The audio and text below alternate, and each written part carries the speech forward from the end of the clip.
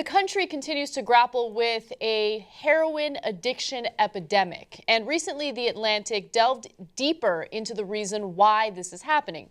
Now, there's a little-known study that was recently published in the Annals of Internal Medicine, and it talks about the number of people who get prescribed prescription painkillers and overdose on them, and then proceed to get prescribed painkillers again by the same doctors. Now, if you know anything about the heroin epidemic, it is tied to prescription painkillers. Usually people get hooked on the painkillers, and then when they can't access it, they go to heroin and they access that on the black market. However, if you look at the legal prescriptions of these painkillers, the numbers are insane. So since 2000, deaths from opioid, that's painkillers, overdoses in the United States have gone up by 200%, which is huge.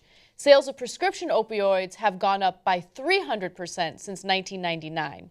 Now, the study that I was talking about looked at 3,000 patients who overdosed on prescription opioids but didn't die. Researchers at Boston Medical Center and Harvard University followed each one for 2 years or until they overdosed again, left their insurance, or turned 65.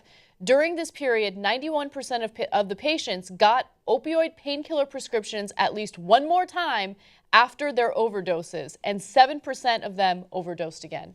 See, most of them didn't overdose. No, it's kind of incredible that only 7% of them overdosed again, but it should be 0% overdosing again because they shouldn't be prescribed painkillers if they've overdosed. Now, the researchers are saying that this isn't necessarily malpractice by the doctors. It could be that the doctors didn't even know that these patients had overdosed in the first place. So let's keep it real here. I know sometimes doctors get mad at me when I say this, but through several different mechanisms, these pharmaceutical companies are providing incentives for doctors to prescribe these things. Some of it is just as simple as making it easier. So they bring in usually super hot women to tell you how great these are, and a lot of the male doctors are like, oh, wow, I am really persuaded how this could really help my patients. If do they really do that with hot women? Yeah. Whenever I'm at a doctor's office and I see a super hot woman, she's usually carrying a little bag that she totes with her. It's from the pharmaceutical companies, and they're there to tell them how great the drugs are. A lot of the doctors get flown to conventions for free. Sometimes there's direct financial remuneration, but that's rare, okay? But through all these different incentives that they have set up, they've given the doctors permission and encouragement. Yeah, go ahead, prescribe more. I mean, they're in pain. We're here to help them with their pain. And look, honestly, some of it is laziness too on the part of the doctors, right? Okay, what's the pill for that? You got a problem, I got a pill, right? We make this nice and easy and we move on with our lives. Now, don't get mad at me if you're a doctor. There's a lot of wonderful doctors out there that take their jobs very seriously and do a fantastic job, and you guys heal us, we appreciate it, right? But this is obviously something that is happening on a mass scale. So turning a blind eye to it ain't gonna help. Clearly, it's being overprescribed and it's leading to a lot of addiction. Yeah, and it's interesting because the feds realized that prescription painkillers were being overprescribed, so they decided to start regulating it a little more. And as soon as they did that, again, more and more people couldn't get access to the prescription painkillers, and so they went to the black market and started using heroin. The reason why that happens is because these painkillers are much more addictive than some doctors let their patients know about. So they take it as if it's harmless. Hey, it's a prescription, it's legal, I'm not doing anything wrong, and then boom, they're addicted to it. Yeah, one of the best predictions in TYT history was when Ben Mankiewicz heard that Rush Limbaugh had a hearing problem. And he's like, that's not a normal health problem people have. He did something wrong. Yeah. And people at the time were like, you can't say that. The guy's got a health problem. What's wrong with you? And then later we found out that's because he was taking these opioids like by the barrels full. And like in this story, he'd get one doctor after another, and he'd get his nanny or whoever, his house cleaner, not a nanny because that doesn't have kids, but his house cleaner to get prescriptions from all sorts of different doctors.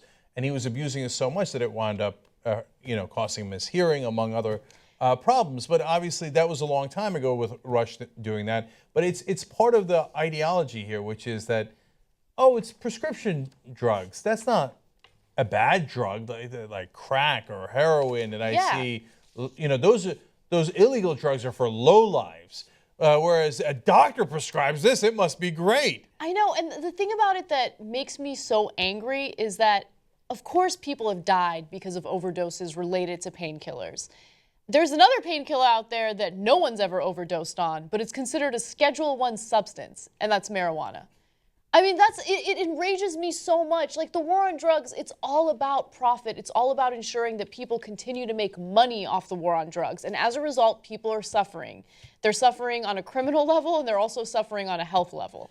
Think about it. Pharmaceutical industry is the #1 example of crony capitalism and capturing the government. So if you're a conservative, you should hate what happened here with this crony capitalism. So they don't like competition, so they decided to buy enough politicians so they wouldn't have any competition. So first off, for a lot of their drugs, they literally have a monopoly. It used to be 5 years, and then you could make an argument for that. Well, they spent a lot of money, invested a lot of money into coming up with these cures and these pills, and hence they should. Now they've extended that to 12 years for a lot of these drugs, which is totally unjustifiable. That's just like, hey, we already bought the politicians. We might as well make many more billions of dollars with no competition at all. Then they put into the Medicare bill, into the several different bills that were passed on healthcare, including Obamacare, both first with Bush, then with Obama, that the government cannot negotiate prices with them. Why not?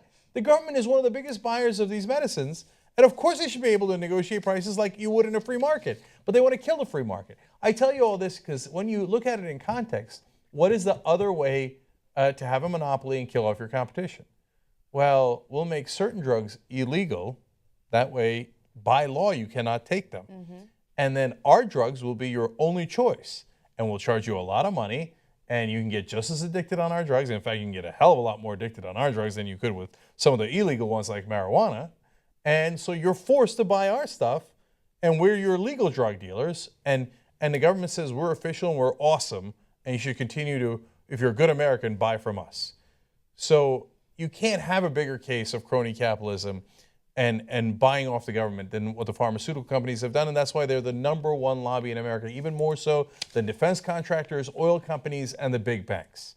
And if you want to smoke a joint and somebody's going to put you in jail over it, they're part of the reason why.